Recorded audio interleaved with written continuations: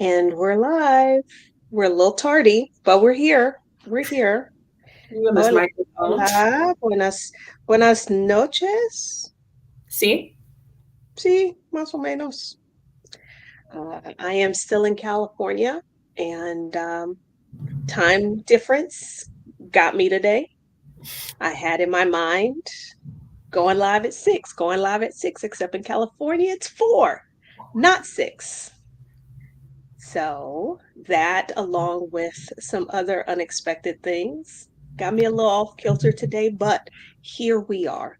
And look, I have a guest. Many of you know my guest, the one, the only uh, life and leadership coach extraordinaire, Ivana Robinson, Hello, friend hello. of friend of the channel. And here I am with my tiny mic. So who's joining us? And sorry, we're a little late today, y'all. But it was either a little late or no live at all. So that's what we going with. Hey, vibracious life with Lisa. I Hey, love it. Ebony.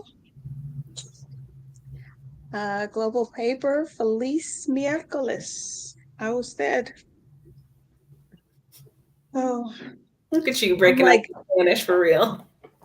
okay, we're not like officially starting, but a lady came the other night to get something that I posted on Facebook, and oh girl didn't speak no English. But that's okay. I got enough Spanish to talk to you and ask your name and what you came to pick up for and all of that. So I was very proud of myself. That is amazing. How did she respond? I don't she didn't seem the least bit phased. This is a very Hispanic neighborhood, so who knows who she thought I was? Fair enough. Hey, Kevin.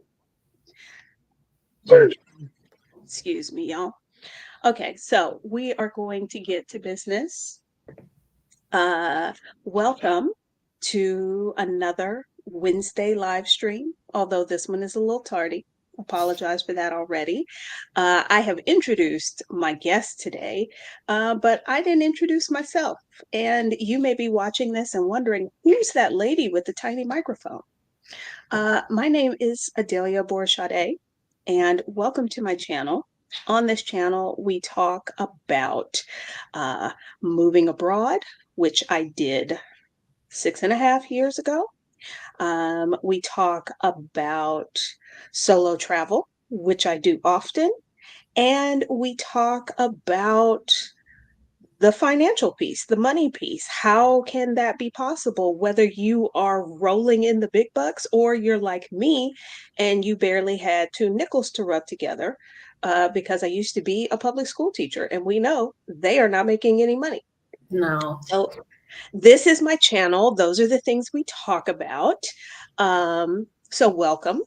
Uh, and if there's something else I need to tell you, I don't know what it is. If you're watching this on the replay and you're still in here 3 minutes later, like, yeah, they're finally getting to business.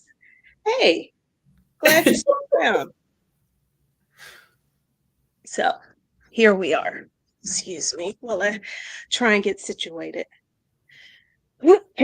Okay, so tonight we are talking about we're answering the question, y'all, and I hope everybody who's here watching this live will chime in. um, is we're answering the question, are you standing in your own way? What is that quote?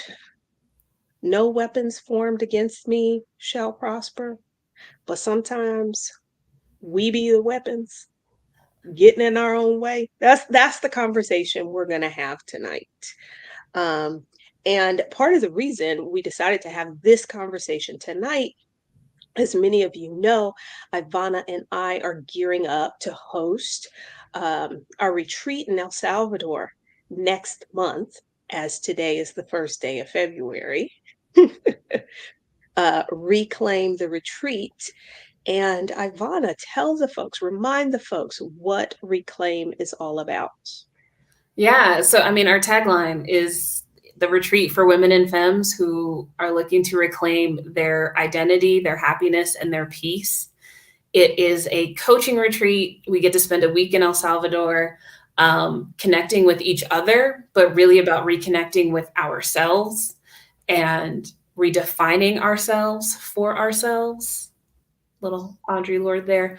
And then really just, getting out of our usual environment, I think, is really key to a lot of this. And a lot of things seem more possible when you're not in the places that you are every day.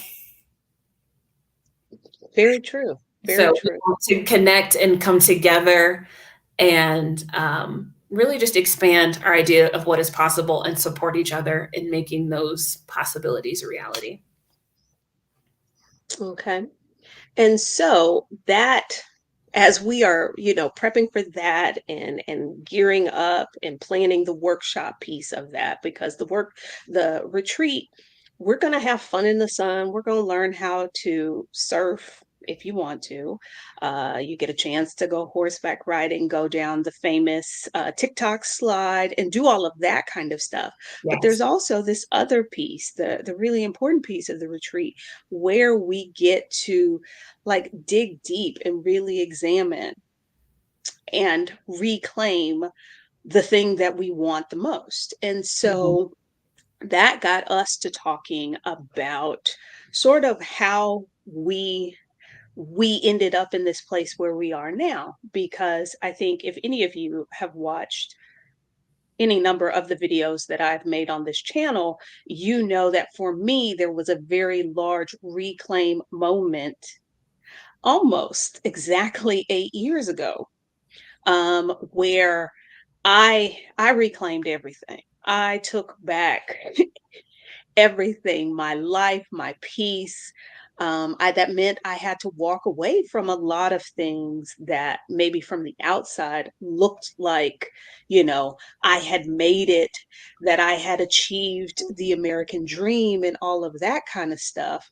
But on the inside, I was miserable, like beyond miserable. Mm-hmm. And so we got to talking about that.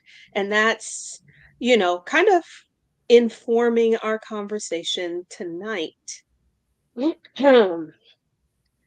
I see that Her Royal Highness Sophia the First has already answered the question. And so if you haven't taken a moment and thought about that, is there something different, more that you want in your current situation that you don't have? I'm, for the vast majority of us, I'm going to think that answer will be yes. And what's standing in your way? Is it you? And if it is, that's okay. This is a place of no judgment. This is a safe space. I think we can be, because I know for me, for a very, very long time,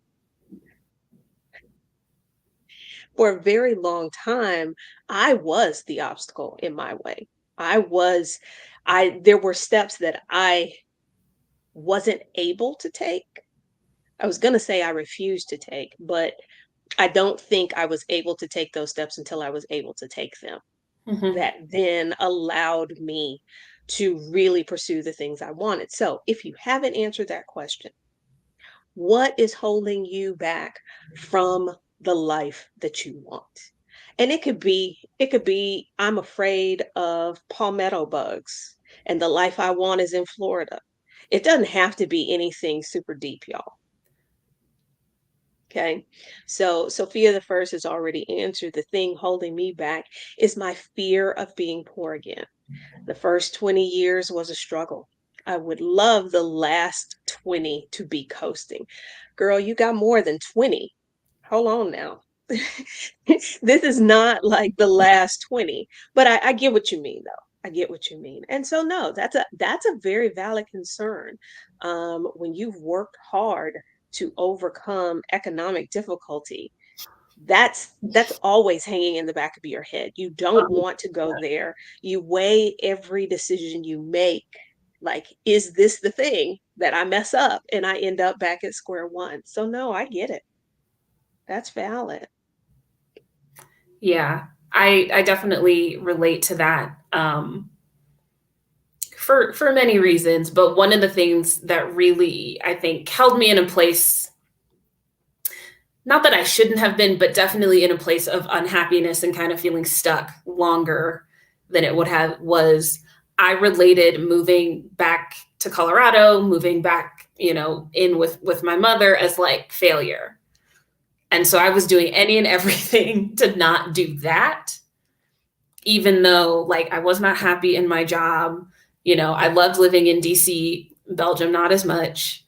Like if I had reframed a little earlier that, oh, moving back in, or moving back to Colorado closer to my support system would actually allow me the freedom to do other things, right? Because I'm not paying DC rent to live, alone in the city near Metro.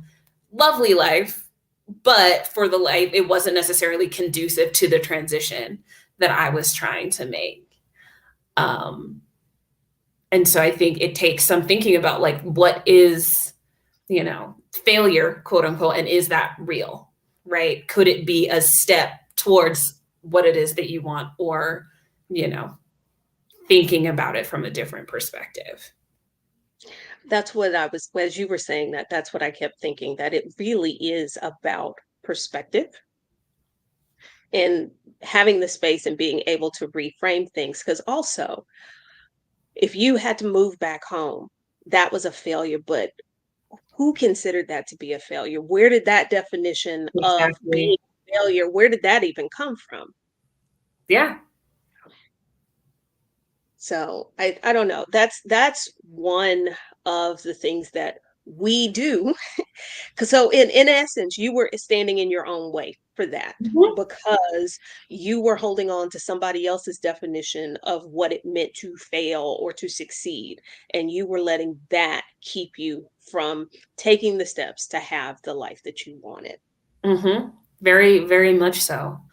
Um, and I think that's sort of like why we do this work, of it's not, sharing with you our definition of success or failure, like for you to take that, but to just prompt you into thinking about what is your definition of success, like what actually makes you, feel good, feel excited to wake up in the morning, like, you know that sense of dread that we sometimes have doing the same thing over and over, or being in a job we don't love, or in a city we don't love, or in a relationship we don't love.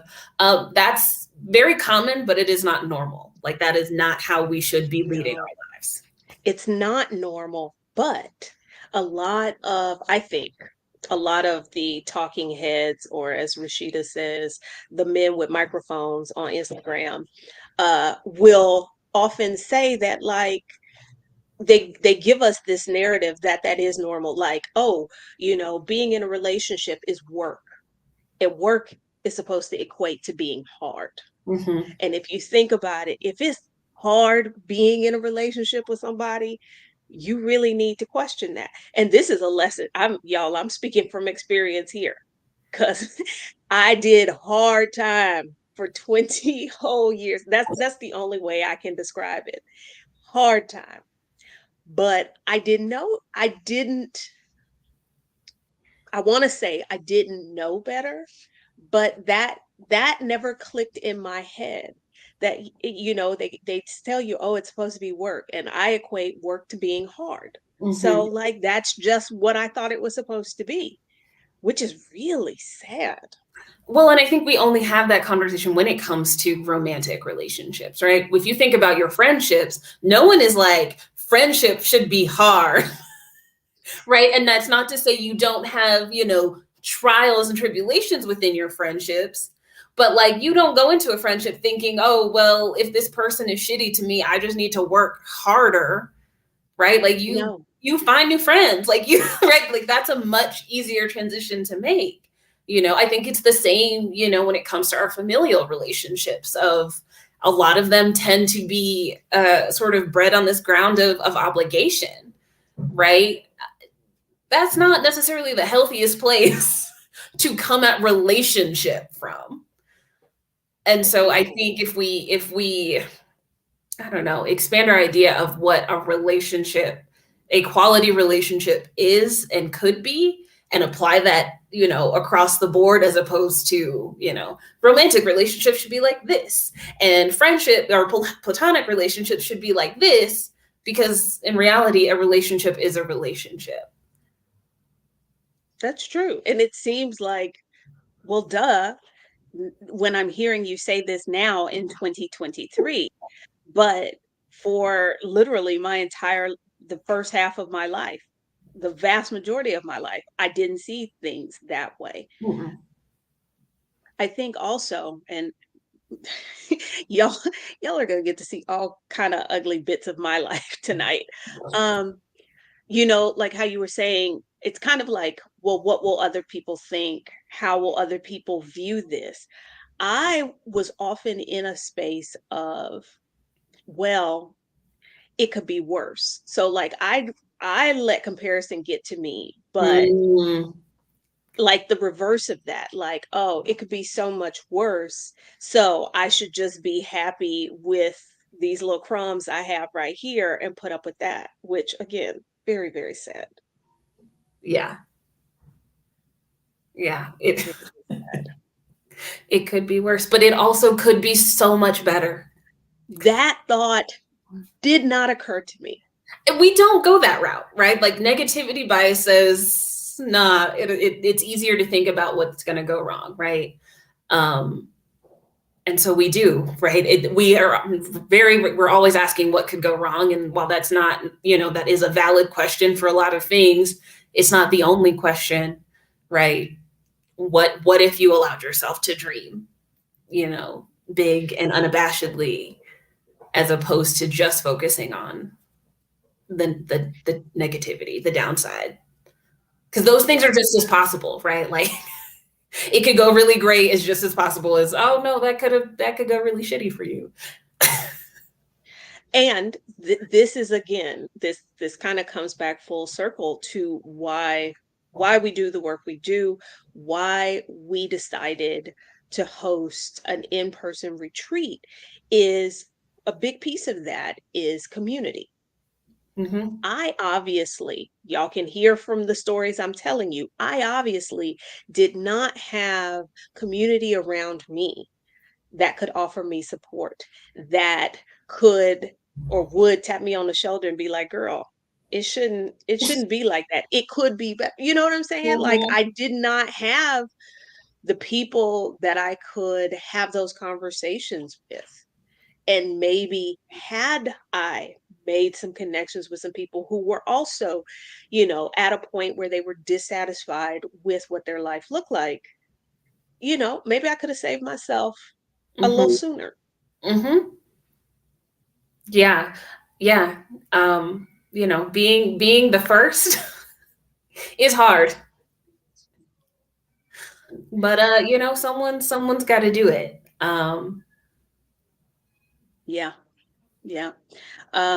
Tracy, you are not alone in this. I still suffer from this because when you spend your entire life, I'm speaking about me, I don't know about you, but when you spend your entire life shrinking yourself, playing less than, trying to scoot by and not, like just accepting the bare minimum for folks, the Mm-hmm. idea of dreaming big is foreign.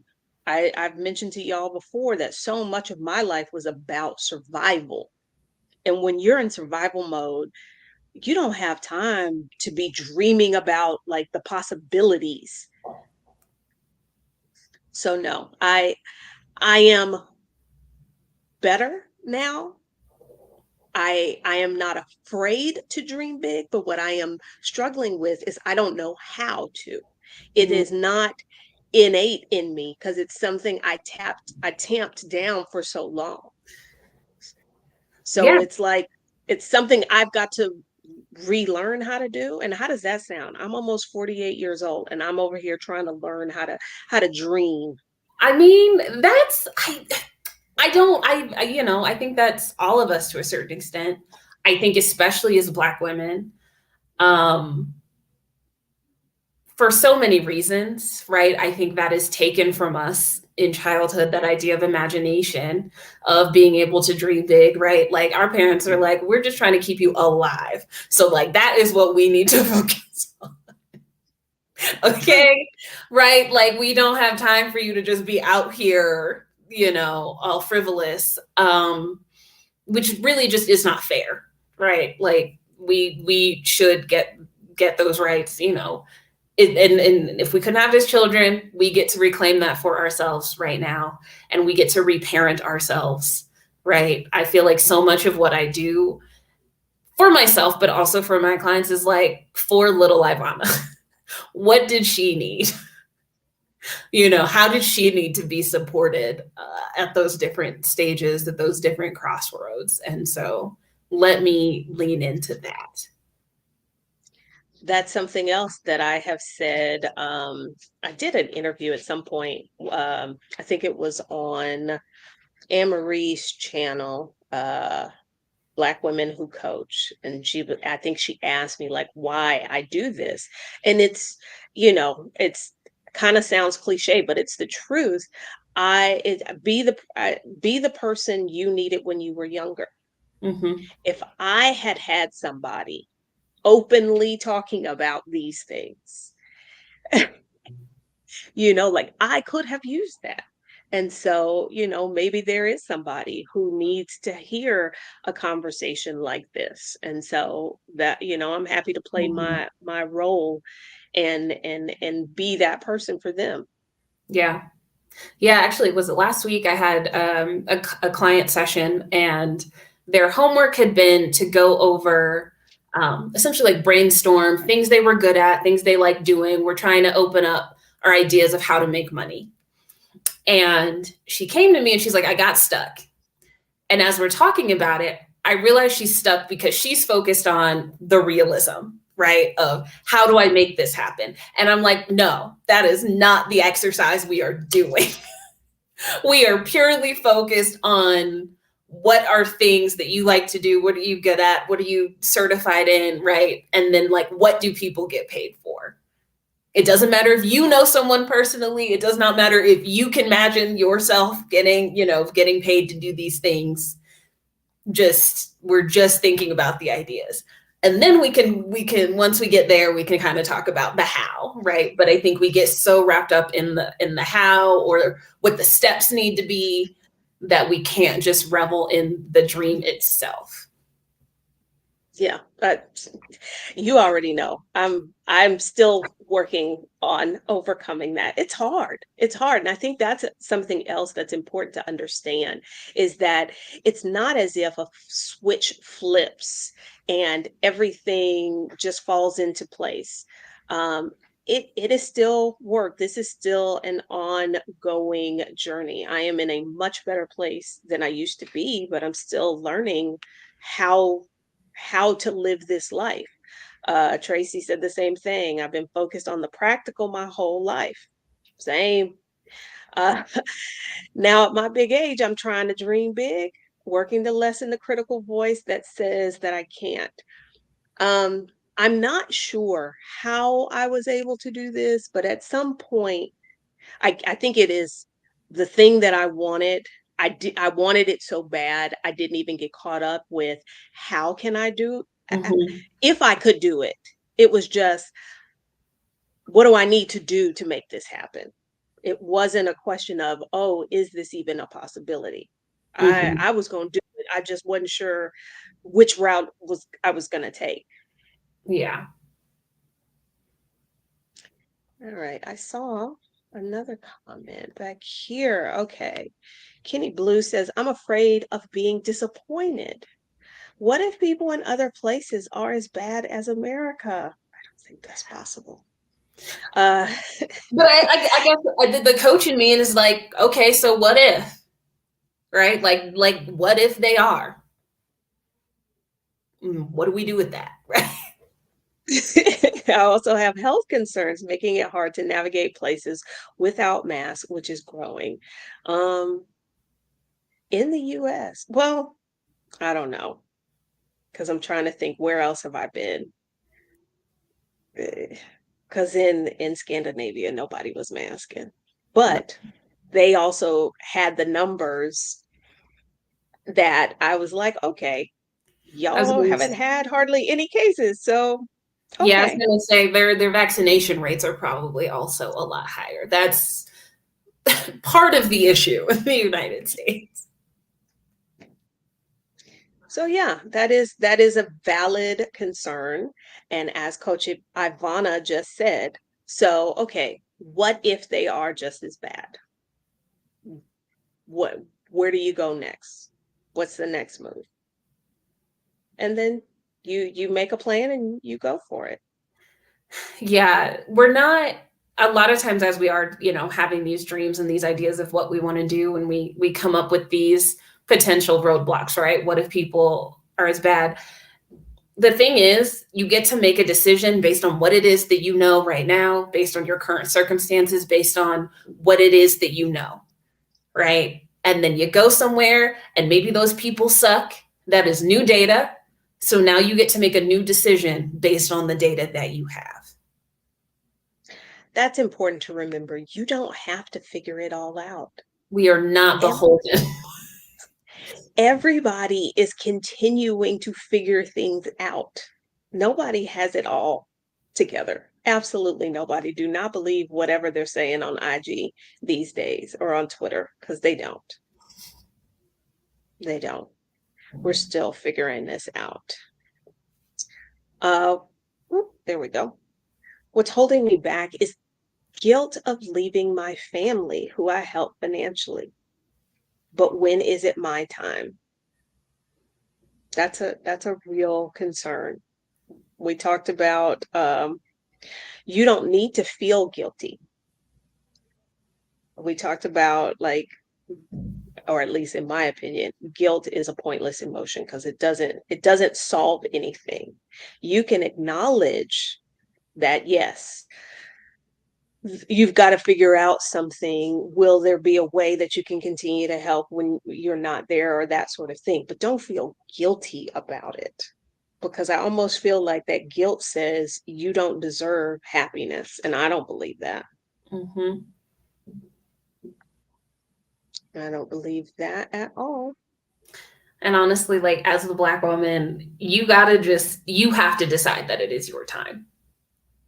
People are not going to just give that to you because we are not intended to have it. It's selfish season. We declared that on Stephanie's channel the other week. It's selfish season. It's and I know there's probably somebody watching this who's like, yeah, but I feel guilty when I am selfish. You shouldn't. You shouldn't. Mm-hmm. Why should anyone feel bad about doing what is right for them? Self-preservation? Like, how is that a bad thing? No, it's not. Yeah, Absolutely. this is not the place to be if you feel bad. Selfish. We're not that. We're like, no. We are team be selfish. It is selfish season over here. So we give you permission to be selfish, Mm-hmm. and we give you permission to leave that guilt at the door, because that's doing you more harm than it is any good. Mm-hmm. Global Sisters Connection. I think society expects and conditions that way of thinking and acceptance for Black women too. This is what Ivana was just saying. 100%. Mm-hmm. Because we've said this multiple times in multiple places. I believe I've said it. I know Stephanie Perry has said it. I know Rashida Dow has said it. But the system was not designed for us to win. No.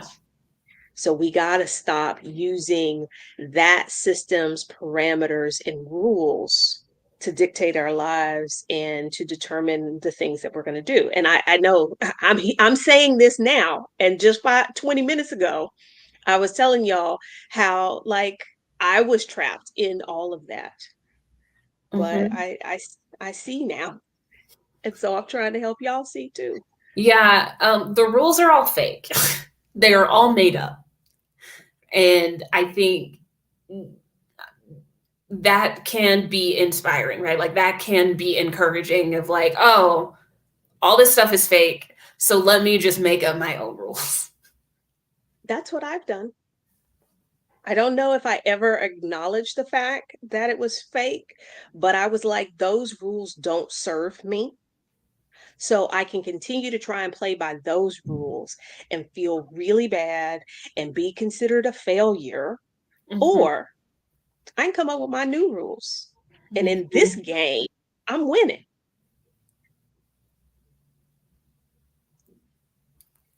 Yeah. Oops. The how is a struggle when you don't know the entire plan beforehand, especially for us type A folks. Um, this and procrastination, like, oh, I need more information. I need to have a whole plan. Um, this is a form of standing in your own way because we're very tied. We want to be tied to the outcome, right? We want to know that every decision we make is going to result in the thing that we want it to, which is a false sense of certainty. And you don't, yes, I get that it feels more comfortable to know the entire plan beforehand. It does. I totally understand that. But that is what is keeping you stuck, right? Sometimes it's not that. It's just taking one step and then being confident in the fact that you can figure it out because you've gotten yourself this far. You have. You didn't know all the answers up until this point, Yeah. and everything is figure outable. Yeah. I'm kind of talking about this in my newsletter tomorrow, so no, I I think said that. I said that as I looked around this room at all of this stuff. And somehow we're going to figure this out. I yeah, don't know. We don't have the answers to this situation that I am currently in, but somehow we're going to figure it out. you will. And it'll be great. We're going to figure it out. I'm over here getting myself in trouble. I'm over here getting myself in trouble. Goodness. She made me lose my place in the comments. Rude. Okay, so I saw that comment. All right. Ebony, I think some of the standing in your own way is really the pressure and judgment that others project on you. We have to unlearn so much. We do. Mm-hmm. And as Frugalicious Diva just said, we are life learners. So we can learn new stuff. We can unlearn this old system that doesn't serve us, that doesn't have us, our success, our happiness in mind at all. We can Our unlearn all of that. humanity. Yes, it doesn't have our humanity. None of it. None of it. um, I will take that opportunity that for any of the women in the comments who are here with us live, that Stephanie Perry and her team of Vacarians have sponsored or graciously sponsoring a free spot in our March retreat. So if that is something that would be of interest to you, would help you out to come, then you need to send me an email answering the question, what have you had to unlearn or what are you unlearning in order to move forward in your life? And We have I'm that. gonna quickly try and find a graphic. Okay, great. We'll work on that. Anyway, if you would like to enter that and have not already, the deadline is tonight at 11:59 Central Time. Yes. Sorry, we were not more prepared for that. Y'all just don't know, especially if you just tuned in, you just don't know how close this live came to not happening. So I don't have it together like that tonight. But if you are looking at this if you're watching this tonight and it is before 11:59 Central Standard Time, you can go on YouTube on my community page. There is a post that has Ivana's email, which is Ivana at ivanarobinson.com. Yes. Has her email address. It has the prompt, which is, what is something you are unlearning Or have had to unlearn in order to move forward in your life. And you can respond to that. You can write me a little email. You can send a voice note. You can send a video. You know, we wanted people to be able to communicate in whatever way works best for them and make it accessible. But that is tonight, February 1st at 11:59 p.m. Central Standard Time. That is the deadline. So if you're at a place and having other people who are in a similar space who can support you, if that sounds good, you want to like you want to get out of your own way. You want to figure out a plan. How do I move forward? How do I start living the life that I've always wanted, the one on my terms? You should come to Reclaim the Retreat. March, we're going to have 2 retreats. There's one in March 15th through the 21st. There's another in November. The March retreat is going to be a bit more special.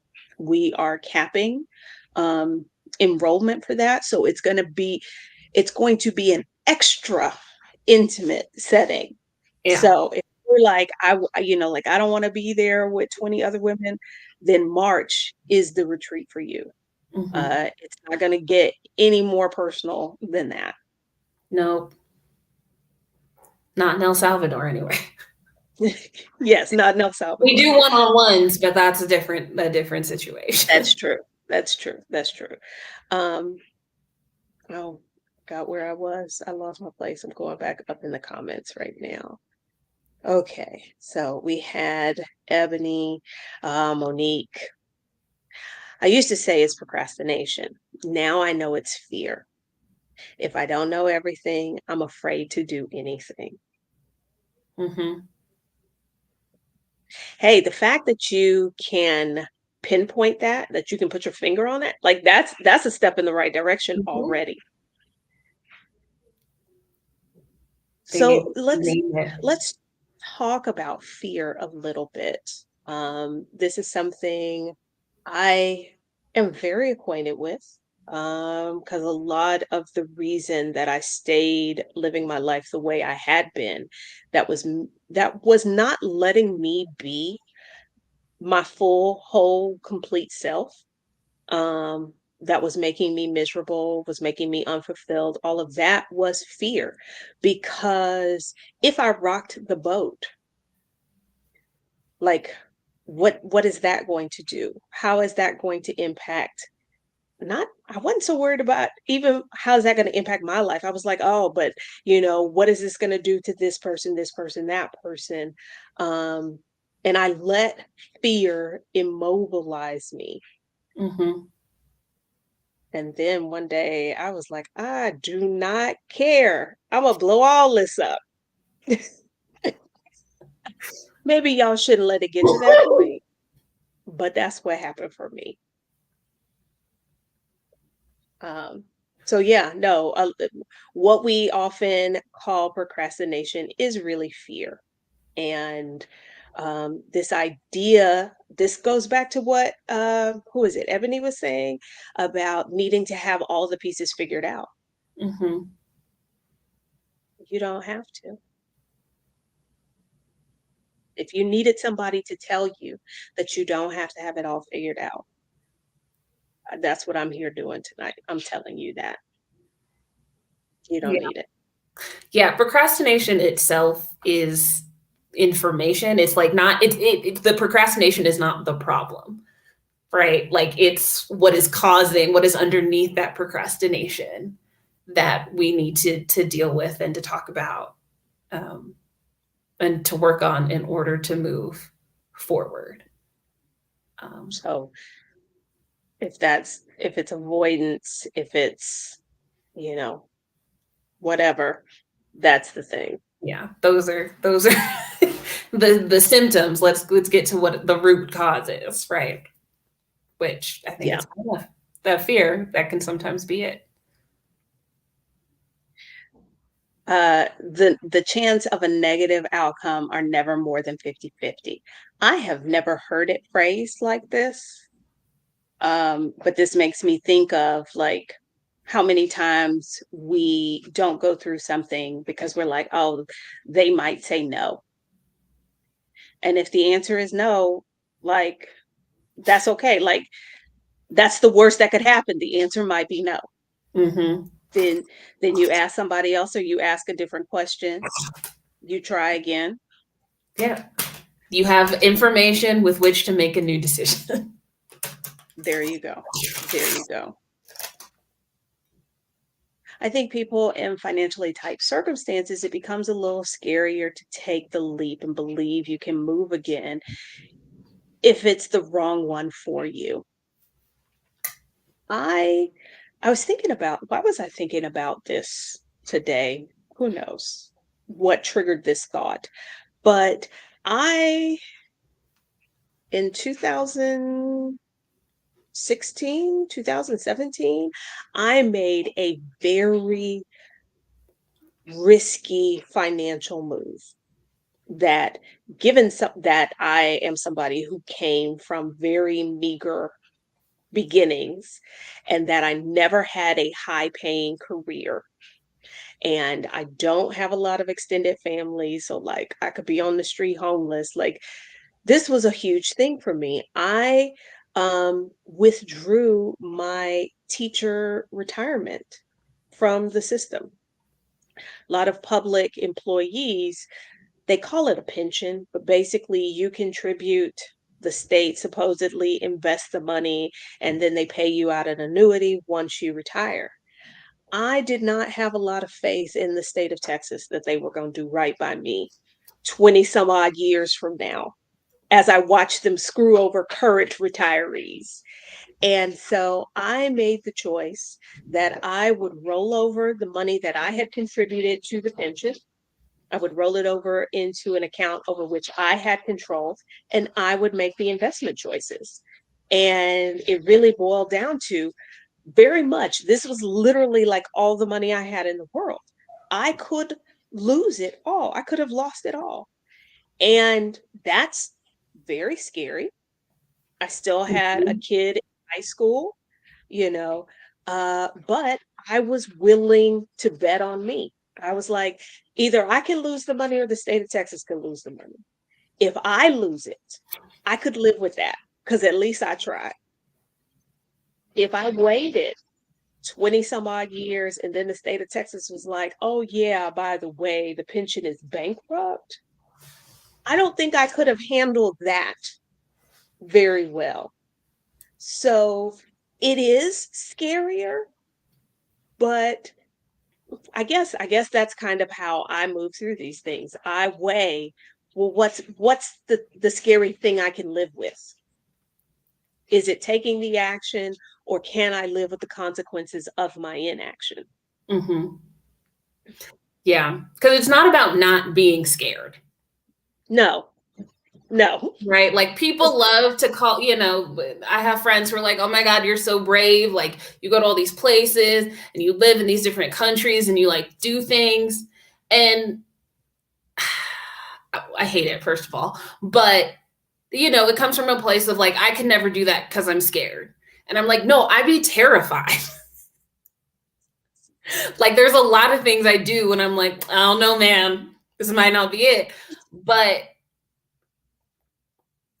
I trust myself enough to know that like I can figure it out. But also, like, I just don't want fear to be driving my life. Like, it can be in the car. Like, that's fine. but I want to be the one behind the driver's seat. Yeah, I think that was also kind of the root of my decision as well. But like, okay, Ivana had, she hates when I say this, but she had that good job. She had a whole career and up, I guess from the outside looking in, it looked like you just up out of the blue was like, I'm going to quit this job and I have no plan Mm-hmm. for what I'm going to do next. Mm-hmm. And I'm sure you were very scared when you did that. Yeah, it was March 2020. Okay, there's a lot of things to be afraid of. And because, okay, so let's talk about that. Like, how did you get out of your way? Because it would have been very easy to stay at that job. Because, like I said, you had that good job. Mm-hmm. They had moved you to Belgium. Like, from the outside, you were living the life. Mm-hmm. Yeah, But but I was at a point where I was hating it and hating my life. Like getting up in the morning was so hard. And at this point, I was working. This was before the pandemic, but I was working remotely. And like the way that I would like cartwheel my way out of bed to go, be online for a meeting. And I'm like, but life shouldn't be like this. This is stressful. This is a struggle. But yeah, like I didn't want to be doing the work. I didn't want to be talking to those people. Like it was a hard life. And like it's one of those things where you're like living for the weekend, but the whole weekend, all I'm thinking about is how Monday's gonna come. And here's all the things I didn't do from last week, or all the things I have to do this week. And I was never well rested. I never felt good. And I knew that like I couldn't do another year of that, right? Like if I was in the same position a year from then, I wasn't going to make it. And so something had to change, because I knew if I did nothing, I would just be in the same boat. yeah, yeah. It's very liberating to not give any fucks what others think and do and what makes you comfortable and happy. That has been the liberating thing. I cannot begin to tell you how freeing and liberating that has been. And it has made making these choices where I choose myself and I go against, what popular wisdom says and all of that. It's made doing that, like, it's allowed me to own those choices. Mm-hmm. Yeah. Also, people treat you differently when they know you don't care. Yeah. You can't hold the game and the so-called prize over somebody's head like a carrot if they already know the rules are made up Mm-hmm. and they're playing by their own set of rules. Yeah. People pleasing and living the way you've been taught can make you uncomfortable and unhappy. Absolutely. It Mm-hmm. can. And one of the things for me, I was completely blind to it. But once I freed myself and I said, it was very much a moment. It's kind of like in the movies where you hear the main character's inner thoughts. And like in my head, I was like, bump this. I'm going to choose me. Mm-hmm. Like I can't keep trying to please all these people. I can't keep putting these other folks ahead of me. And after people saw me, after I had made up my mind, people would say things like, "Oh my gosh, you look so good," or like, or which I really hated hearing, they'd be like, "You used to look like you were carrying the weight of the world on your shoulders." Like, I had no idea how much it was stressing me out and how that was impacting my body. I'm like still trying to undo some of that. Mhm. the untold damage that did. So yeah, I agree with you completely, Ebony. Uh-huh. Completely. And I think we do the people pleasing and some of the things that come with, especially like family, the guilt and the obligation. Where was I going with this? In a way to like breed like better relationships, right? We're trying to keep everyone else happy, right? But the truth is, if you yourself are not happy, you are not showing up for those people in the best way that you can. You are not, right? Like you are not letting these relationships be fully thriving in the way that they could be because you're trying to control all the pieces. Yeah. Yeah. Um,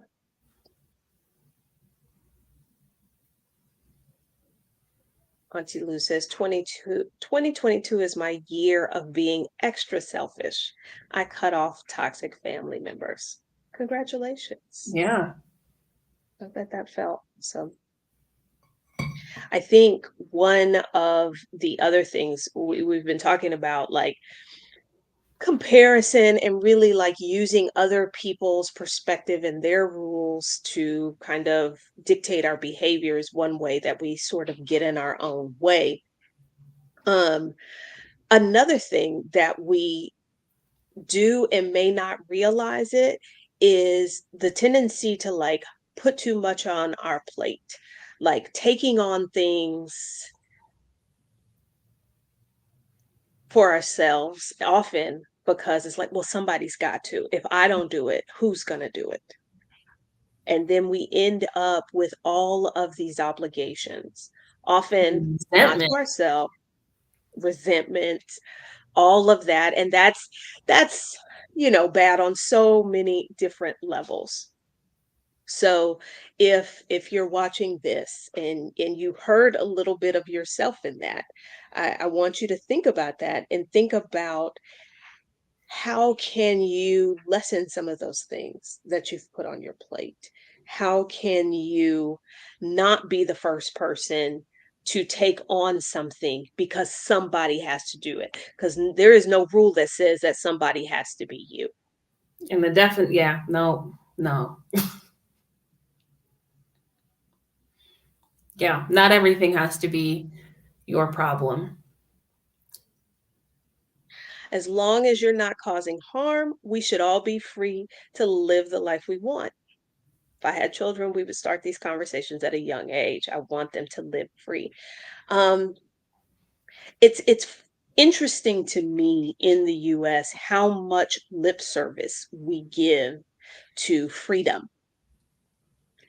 But when people, particularly Black women people, try to exercise that freedom for themselves in a way that makes sense for themselves, everybody has a problem with it. Mm-hmm. I find that really, really interesting.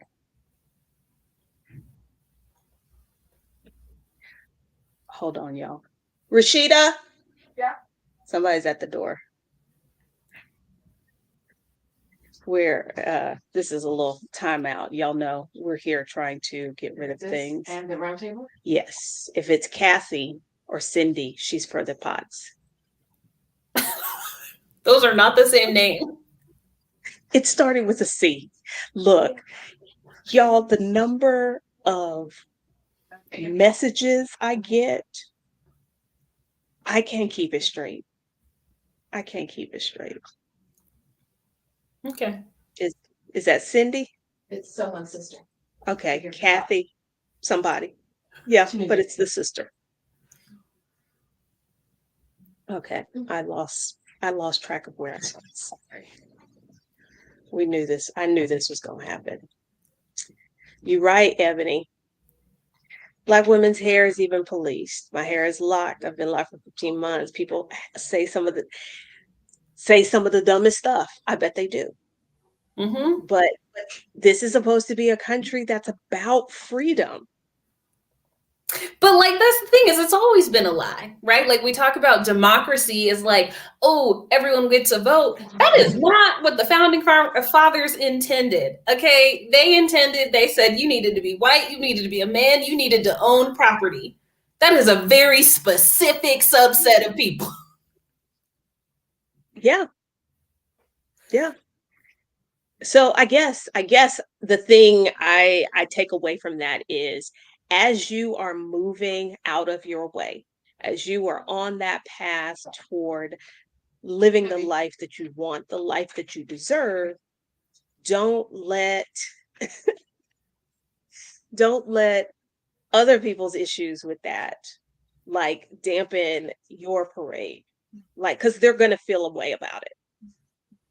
It's your journey, you know, like it's your journey. It is not for them. It's not for other people to understand, right? Hopefully you have people in your life who support you, but ultimately you're the only one who has to live with your decisions, your actions, your inaction, right? No one else has to do that. So you need to make sure that you are good with Did you whatever it is you do. did you have a supportive community when you decided to, take the reins of your life into your hands? Yeah. Um, I think my mother, it has taken some years, but I think by that point she kind of understood that I was an independent person and was, gonna figure things out. Um, she was very much like, okay, you're gonna quit, that's fine. Like, and do what? But like, it wasn't necessarily the usual sort of like boomer parent conversation of like, you're gonna quit that good job with the good benefits and you don't have another one lined up. She is one where like I don't know that she doesn't understand, right? Like I traveled the world. I wanted to leave Colorado. Like I don't know that it made sense to her, but she also understands that is the child that she raised. And so she was supportive of me. My grandfather was very supportive. His whole thing was as long as you are happy, that is all that is important. And then I would say I had a fairly solid group of friends who, yeah, I think they're just like, yeah, if anyone can do it, you can do it. You know? And I Well, and think it's not even having the support group, but it was learning that I could lean on them. Right. I think that is the difference. We hate asking for help or feeling, weak or useless or, helpless. But once again, I had to restructure my idea of what community is, right? And Mia Birdsong in her book, How We Show Up, talks about how like community is a circle, right? It is built on us both giving and receiving help. And if I am only giving, I am not giving people the opportunity to show up for me, and that's going to break the circle, right? If we think about why we give a lot of, one of the reasons is because it feels good, right? It feels good to be helpful. And if I'm not asking for help or I am not accepting help that is offered to me, I am, not allowing people to feel good too, right? I'm not giving them the opportunity to lean into that side of community, right? And I do my best to keep that on the forefront because it still isn't necessarily the easiest to ask for help or, support, but it's an important part of having a strong foundation. You said she doesn't understand, and that's okay. I think sometimes when we choose to go a different route, we choose to do something different. Not only do we want, like not to deal with other people's judgments, but we would like them to understand why we are doing this thing. And that understanding may never come. Mm-hmm. And that's okay. Like they don't have to understand it. Even they can support you and still not fully get what it is you're doing, what you're trying to do. Mm-hmm. So I just thought somebody might need to hear that. Um, That was a comment I saw. Oh yeah, Hammer. I think that's how you say it. If we're no longer holding up everybody else, who's going to do it? Those folks are going to call you selfish because they don't want the job. And that's my thing. They have weaponized the word selfish into being something negative. And there is no reason it should be a negative thing. You can't do for other people if you don't do for yourself. As Latifa taught me, it's not that you can't pour from an empty cup. You're actually supposed to be pouring from the overflow in your saucer. And so you can't, but folks want from you regardless of how things are going for you. And so they use words like selfish and tell you that that's a bad thing and you should feel bad when you are looking out for yourself. Absolutely not. Absolutely not. Yeah. Excuse me. Janella says, I stood in my own way for some time over the years, and mainly since the pandemic. I have learned to get real on winning and fight for my real self, and by taking the challenge that brings out the best in me. And I agree. I've had a similar experience. Like, you've got to decide that you're worth it, that you deserve it, because you do. I think the pandemic has been a come to Jesus moment for a lot of people, especially just disabusing ourselves of the idea that like certainty exists, right? When it comes to your job, when it comes to your family, your health, whatever it is, none of it is for sure.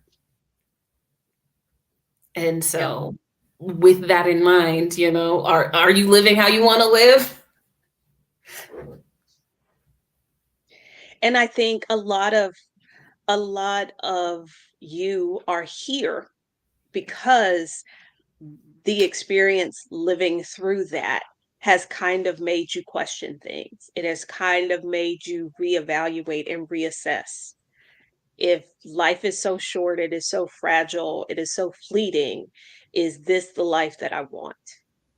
And when you realize that even though the life you've been living according to their standards is not really the one you want, that then opens up a whole host of questions. And that might be how you ended up here watching this video. And if so, that's great. You have found your people over here. Auntie Lou, I know this game. I am very familiar with this game. Family called me selfish all my life, but it was really self-preservation. Oh boy, I used to be married to, used to use that. Like when anytime I made a choice that was for me. Now, when I was like, oh, you go ahead and work late, I will take the kids, I'll cook dinner, I'll be at the volleyball game, and I'll do the brownie meeting and all of that. No big deal. But when an opportunity came my way, it was, you're being selfish. You're putting yourself before your family. So call me selfish now. So asking, you know, the person who is calling you selfish, when have they not been, right? Like they're talking to you about putting the family first. Okay, when has he done that? Right? Is this the authority we want to be listening to? Exactly.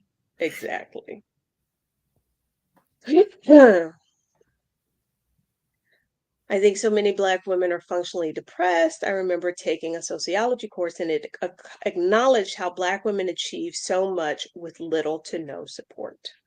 100%. I think there are a lot of women, Black women, who are functionally depressed. I also think there are a lot of us who are neurodivergent, and that has not been diagnosed. And so we tend to succeed in spite of, but like shit just shouldn't be that hard. It doesn't have to be. It shouldn't be. And again, that's why we do the work we do. Ivana is a life and leadership coach.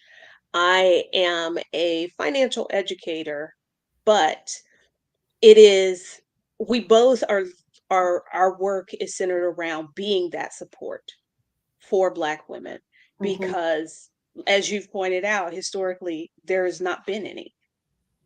Mhm.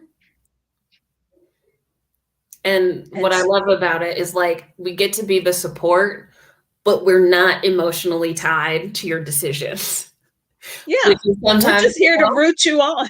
we're here to root you on. I'm gonna ask some questions, but like do what you want to do. Whereas, when we are leaning on the people close to us, right? Even if they are great supporters in a certain sense, especially I think like parents, they tend to be concerned for our well-being, right? Rightfully so, right? You're their kid, whatever. But they can't necessarily remove their emotions from your decisions or, their fears from the choices that you're making. And so having a coach is a good way to get the support that you need without having to worry about how someone else is going to feel about it.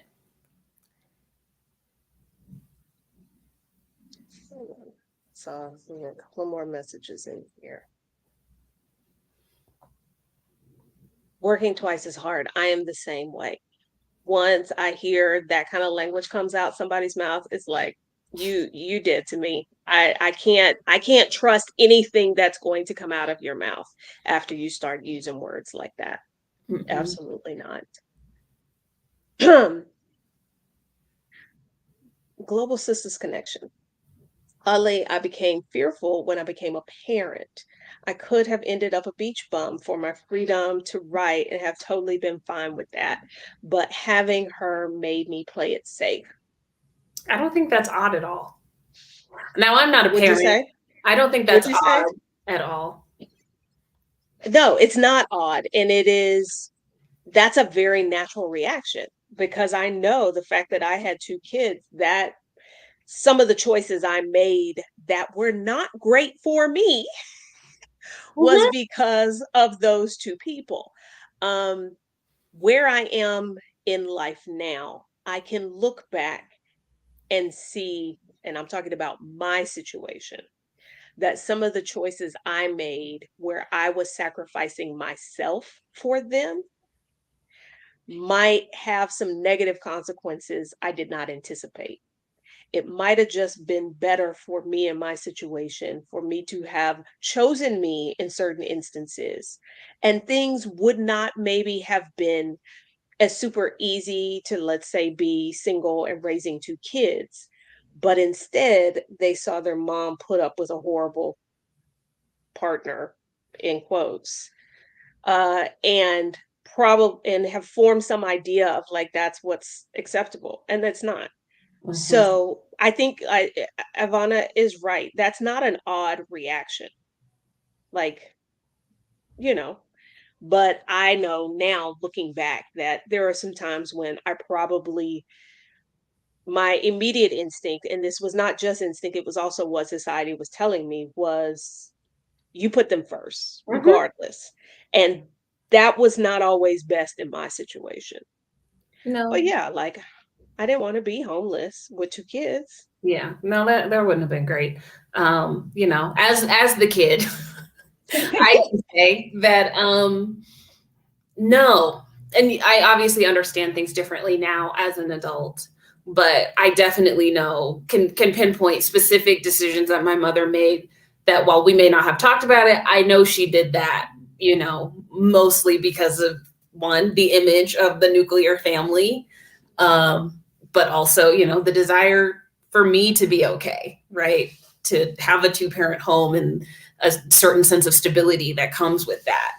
Um, and so I don't fault her for making that decision because, right, you make the best decision for you based on the information that you have at the time. Exactly. And that's what I did. And when I had better information, I made different choices. And I've made a point to talk to my children about, like, I wish I had made a different decision back then. And this is why. you know, and this, that, and the other thing. And not to just be like, oh gosh, I messed up and feel like guilt and shame behind it. Cause I did the best I could with what I had, you know? Mm-hmm. And that's really all we can do. That's all we can do. I think a lot about the what if scenarios. Something that helps a little is to focus on what I can control, even if it's small. I love Yeah, it does you no good to worry about things that are completely out of your control. It doesn't. And so we can get very, very caught up in, well, what if, or this will happen or that, but what can you control? Focus there, and the rest of it will work itself out, I believe. it. Mm-hmm. There were a couple of comments in here. And Ivana might be able to speak to these a little better than me. I don't know. You know, like, okay, I have concerns about a relative who relies on me to help manage their health issues. I've been working to put safeguards in place for them when I leave. I think I saw another comment about somebody who was helping some folks out financially. I don't know, because well, you're not sandwich generation because you don't have any kids, but No. you're part of you were part of your mother's retirement plan, weren't you? Oh yeah, for sure. Which I don't know why you would choose the youngest child to do that, but anyway, a lot of that comes to, you have to release the responsibility, right? And I don't mean like just drop people where they're Just at. be like, y'all on your own. No. Right. But like, you need to figure out what you need, right? Like, and maybe it is like, maybe you can still help them, but it might look different, right? It may not be as much money, or you know, maybe you can offer some emotional support, but you can't do all of the logistics of the healthcare management or whatever that is. But invite them into that conversation, because ultimately it's their thing to deal with, right? It is great that you have the means or the time or the whatever to help them, but like, they have to do some of this on their own. And so, you know, what does it look like to come up with a new plan together, but also go into that conversation knowing what you need and what you're okay with, right? What are your boundaries here? It really comes back to like boundaries, which that's a lot of work. But coming from a place of like, yeah, maybe you can help, but maybe it just has to look different than what it is right now, and releasing that responsibility for them to take on, right? The comment about, you know, helping put in those safeguards in place, which is great. But I guess my question would be, how much of that responsibility is the person whose health are they managing, right? Because they're the ones who are going to have to keep this going, or like let people know, or whatever. It can't just pass on to be someone else's responsibility necessarily, right? Especially if they don't choose that. So you got to make sure that everyone is kind of, if you're going to be involved, if you're going to be helping, that it's from a place of generosity and from a place of care, and not purely from a place of obligation. And so what does that look like for you and your situation? And yeah, for me, that's a little different, because the only immediate family I have are my children. So I don't have parents that require me, although my mother did retire at 52. Yeah, at 52 with no plan. And that was really not a good thing. I'm not sure how that was going to play out, but it wasn't going to be pretty. It's a lot of hard conversations, you know? It's, you know, I didn't realize that I was the center of that plan, or that there was no plan, because I was like, surely she's retiring. She has given this some. Absolutely, she could No, not her have. thought was, I don't want to work no more. So Not I'm how not am I going going. to pay my bills? No, because she had a daughter. That's the other thing, right? If you are, especially if you're the lone daughter, there is an expectation that you are going to take care of the family and you're going to put all these pieces together. Um, I was fortunate enough to figure that out real quick, watching my mother's dynamic within the family, and I was like, I don't want that. So I think she thought it was a joke when I was a kid of like, you better figure this out, lady. I'm not like, I don't want to live in Colorado. I don't want to be here. You got these other kids. You might want to talk to them. But having hard conversations about like, here's what I can do. Here's what I'm willing to do. Here's how I can help. Right. If you need more than that, then you gonna need to enlist some other support systems, right? You're gonna need to have some other conversations. Um, and yeah, it's not easy. Yeah, But like no, it's for my own well-being of like, I can't I can't take on the responsibility of making sure that you're okay and that I'm okay, and prop up all of these other things. I have older brothers and I'm like, well, what are they doing? Right? Like, it's one thing if we're talking familial responsibility and we're all chipping in, but that doesn't seem to be what you're expecting. So we need a new plan. yeah, when my mother, not only did she retire early with no plan, she ended up having a stroke very, very young, less than 10 years older than I am right now. And she was not going to recover from that. And I felt the weight of society's expectations. Well, like, of course, you're not going to put your mother in a nursing home. You're going to bring her home with you. I worked, I had 2 to 3 kids, depending if the stepchild was around. And I was like, she requires 24-hour, like, and my godmother was like, you will make the best decision. She was like, don't worry about all of that. She was like, you're going to make a decision coming from a loving place. You will make the best decision. And having her say that freed me up to be like, y'all, I can't do this.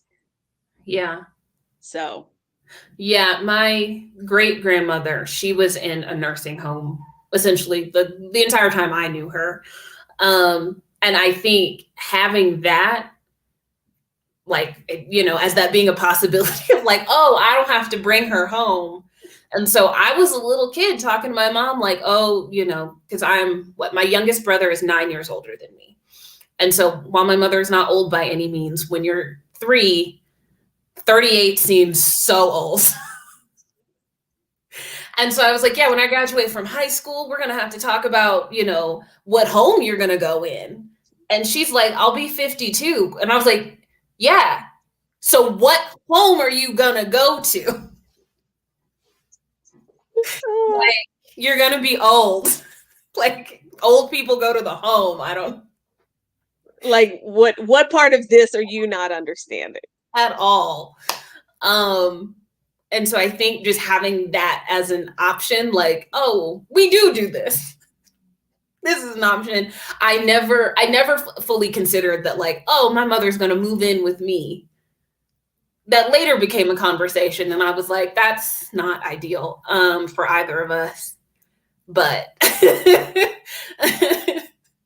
Well, and then like I see several of y'all in the comments like, "Oh my gosh, that's a lot." We ain't even got into the nature of our relationship. So that would have been a big ask had our relationship been great. It was not. So, yeah. And so, I made peace with making the best decision that I could at the time. Um, and that's really all I could do. But yes, I too, my mother had me when she was 32, and I thought that was so old.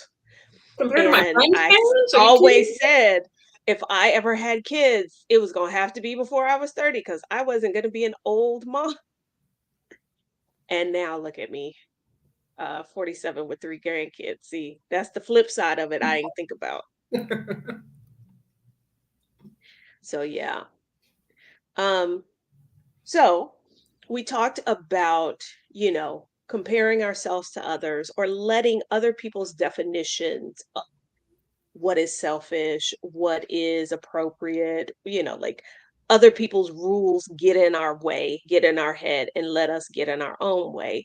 We've talked about like taking on things that really aren't for us to take because we feel this sense of obligation because as Black women, we're supposed to save everybody. We're done doing that. We are saving ourselves. Mm-hmm. Um, I think nobody has really voiced this, but dwelling on past regrets will often keep you in your own way. Like, I made this mistake in the past. I don't want to make that kind of mistake again. And you're so caught up in, like, oh my gosh, I did this thing wrong that you're working so hard not to do that, you're still standing in your way of maybe taking a leap, going in a new direction, trying something new, trying something that you really, really want to do. Mm-hmm. So there is definitely that piece to this as well, along with letting the external dictate the internal. Like, really, the only person that should be the boss of you should be you. All of that other noise coming from the outside, no, Mm-hmm. no.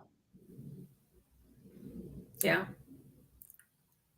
And so if that speaks to you at all, you definitely need to join us in El Salvador. Like Yes.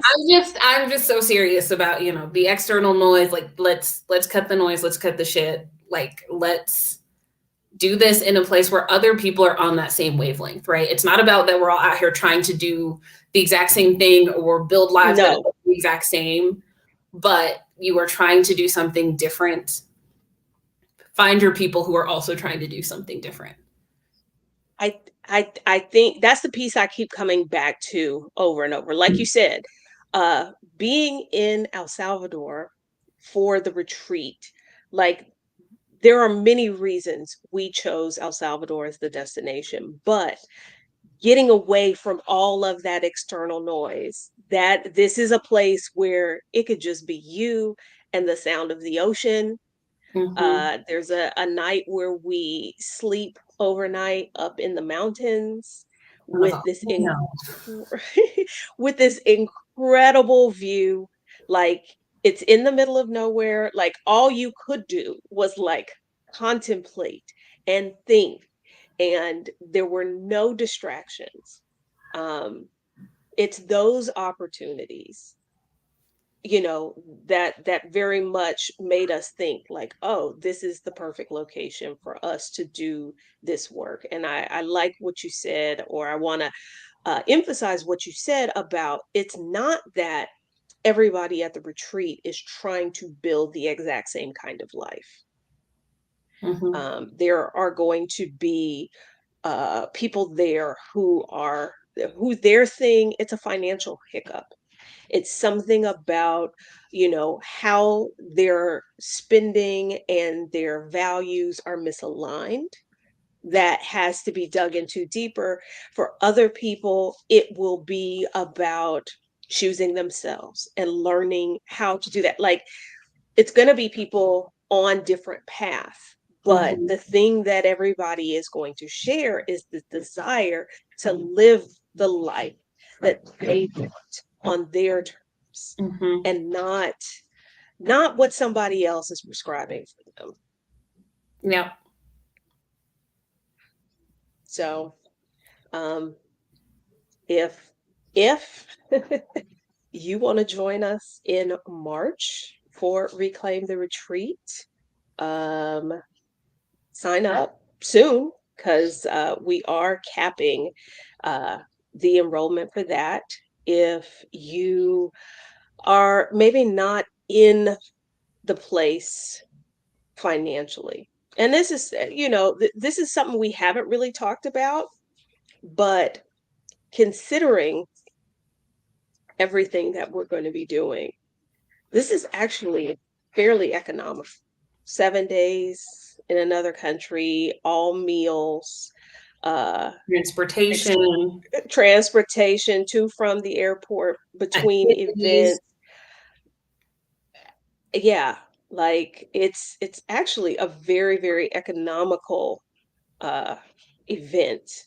But I do realize that there are some people for whom, we may be in a situation where we're talking about, I may not be able to eat. So, like, I know everybody's not in the same place financially. And if you're one of those people that you're like, I really, really feel like I need to be there, but I don't have the money, you should be applying for the scholarship to attend. The scholarship covers one spot for, what is it called? I was going to call it dual enrollment, but that is not the Double right term. occupancy.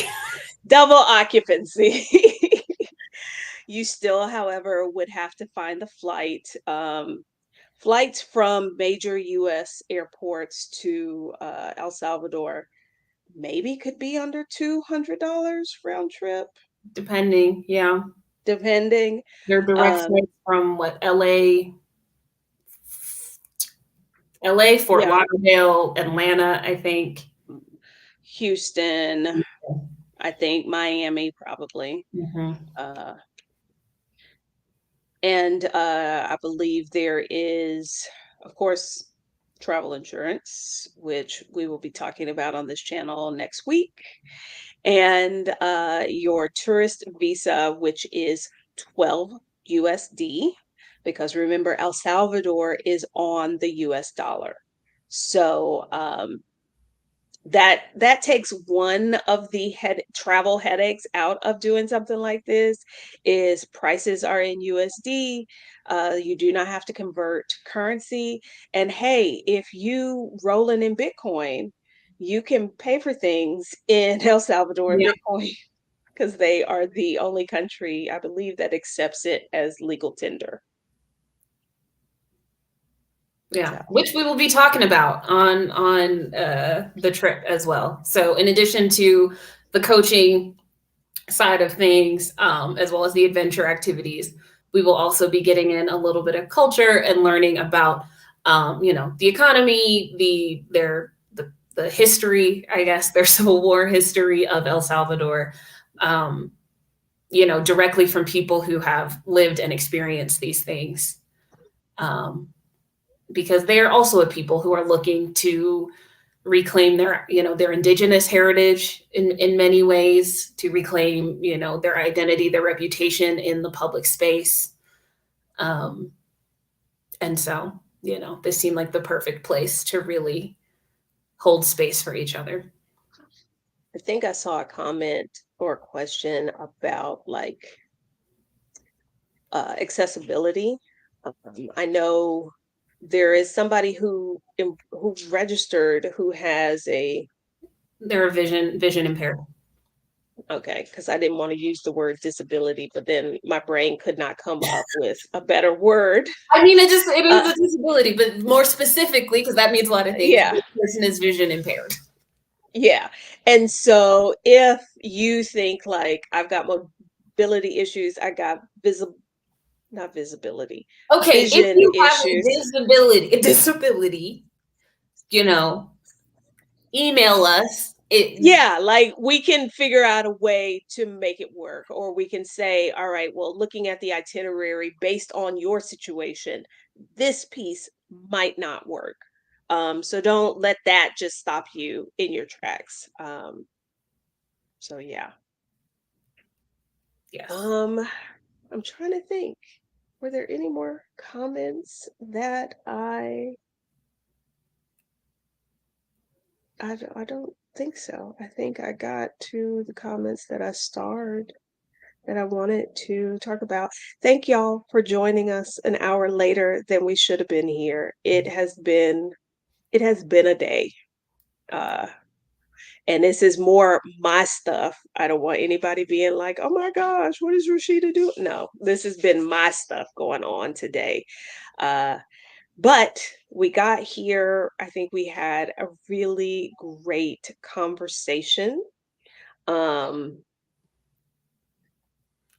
just in case you're wondering, or if you saw me on Rashida's live over the weekend where we talked about the storage clean out process. Um, and somebody was asking about the Get Started Investing Challenge, which is a challenge that I host. It is 6 days long. It is for brand new people, Black women specifically, who are new to investing or who maybe have been technically investing through their job, but they're really clueless about what it is they're doing. And Ivana called me out for the inability of somebody who goes to my website, pickygirltravelstheworld.com, and not being able to get to the challenge landing page and be able to get on the wait list, because we just wrapped up a challenge in January. There is another probably scheduled April, May, depending. But I am pleased to announce that that has been fixed, and that if you want to get on the wait list for the Get Started Investing Challenge, you can go to pickygirltravelstheworld.com, and at the top it says Investment Challenge, and you click there, and then you can sign up, or you go to Picky Girl Travels the World / investment dash challenge, maybe. I, I didn't I didn't say I remembered the URL, but I did fix that piece. One So step at a that's time. there. One step at a time. Baby steps. Baby steps. I saw a question here about safety in El Salvador. El Salvador was just named the safest country in Latin America. 0 homicides. Ivana has been there more times than I have been. I used to live in El Salvador's neighbor, Honduras, and I was blown away just by how safe I felt there. You Very should have different. seen her, y'all. We're driving from the airport, and she's like, "Wow, you can walk right up to the door. They'll just let you into these stores." You don't realize how you've been living and I made the mistake. I was making assumptions. I figured El Salvador would be just like it was in Honduras. There were security concerns in Honduras, serious security concerns. But El Salvador, it was a lot like Mexico. Like, people was just out. You could walk down the street with your cell phone, you know. So yeah, and that's the other piece of this. One of the reasons we chose El Salvador as a destination for Reclaim is because the Salvadorans themselves are reclaiming their identity, because for years it's those of us outside the country, it's like, oh, that's that war-torn country, that's super dangerous, they had a civil war, there's all the gang violence, and that story isn't that's not the story 100%. That's not accurate. And so there's just going to be a lot of reclaiming all around. Everybody's going to be reclaiming their sense of self. Us, the Salvadorans. Mm-hmm. I love to hear this, Stephanie. I am considering something similar. Stephanie will be joining us in March. The Vacarians are the ones who have been so generous to gift a spot.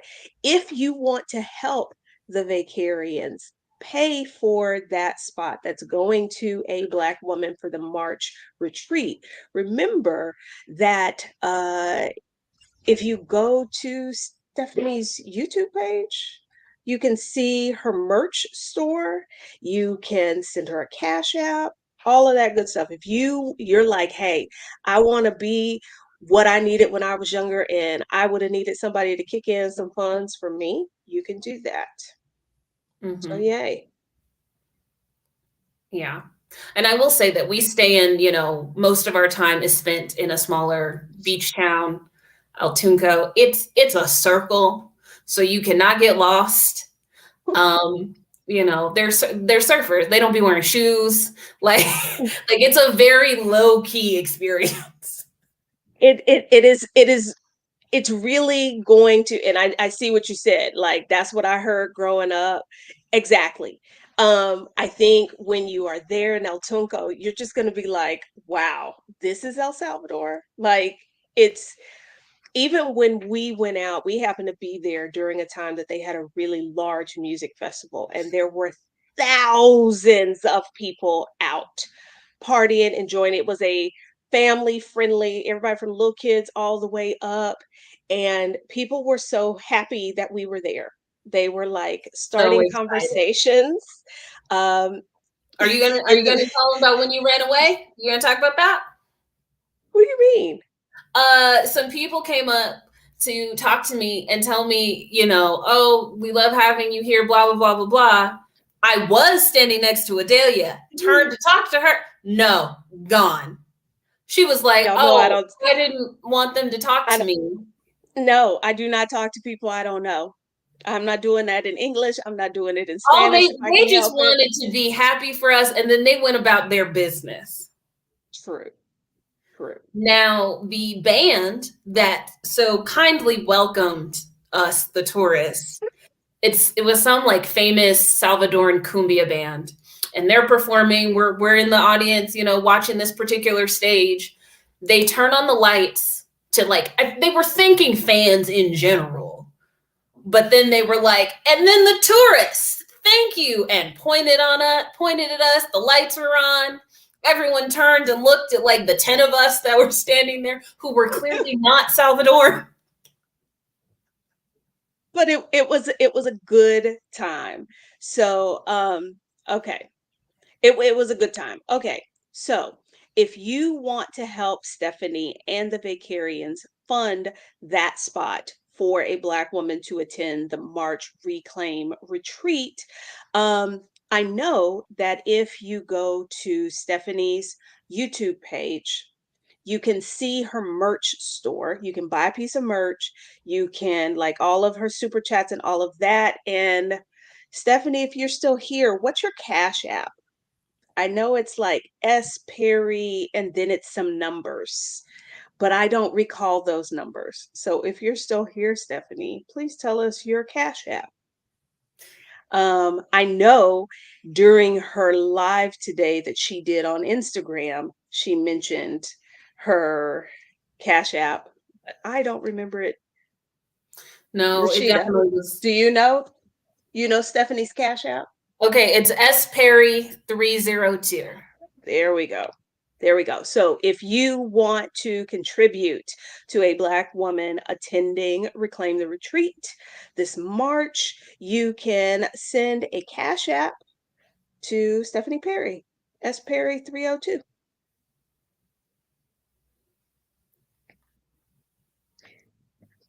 This is an interesting question. Are you worried about hosting a retreat when you don't talk? The question should be, am I worried about hosting a retreat with you when you don't talk? That should be the question. The people at the retreat will not be strangers in my book. So I will talk to them. But it will be randos, it's gonna be a good time. But randos on the street, people I don't know, like I don't know the vibe. I can't just engage with everybody. So how to apply for the spot? Well, time is ticking. You have until 11:59 tonight to send an email to Ivana at IvanaRobinson.com, and I should have found the also, if you go to either of our Instagrams, the yes. top, or maybe it's the second post at the moment, gives you all the instructions. Yes. Yes. And if you're on YouTube and you go to my YouTube channel community page, community tab, it tells you what's the question you need to answer. It gives you her email address, and it gives you the variety of formats that you can submit. If you want to type an email, you can do that. You want to make a video, you can do that. You want to send a voice note, you can do that. But it has to be in Ivana's inbox by 11:59 Central Standard Time. Okay? There is some special Reclaim merch loading over in the Vicarious merch store. So y'all be on lookout for that. That should be, I'm saying this like I'm making the merch. I think that should be up this week, right? Right? Okay, so yes. Exactly, Auntie Lou. I don't just talk to any old body. I am selectively social. Is that what we're calling it? Yes. Okay. I am selectively social. So I think that's it for us tonight. Thank y'all for the conversation and joining us. And were there any other announcements we needed to make? I don't think so. No. There is a link if you're watching this video in the future, you cannot apply for the scholarship if it's after February 1st at 11:59 p.m. Central Standard Time. But there is a link for Reclaim the Retreat. Remember, it is both March and November 15th through the 21st. And it's going to be fun. It's going to be a time will be had. Just so you know. Just so you know. Thank you. Thank you, everybody, for hanging out. And we will see y'all later. Bye. Bye.